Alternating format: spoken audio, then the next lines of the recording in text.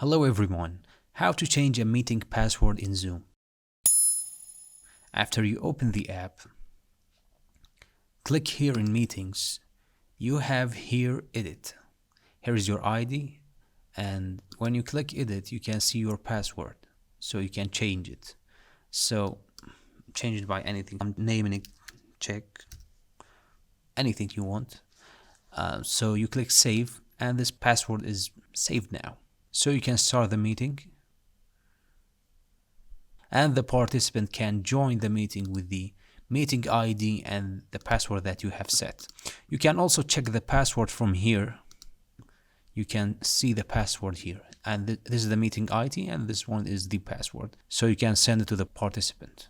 But during the meeting, you cannot change the password during the meeting. It cannot work.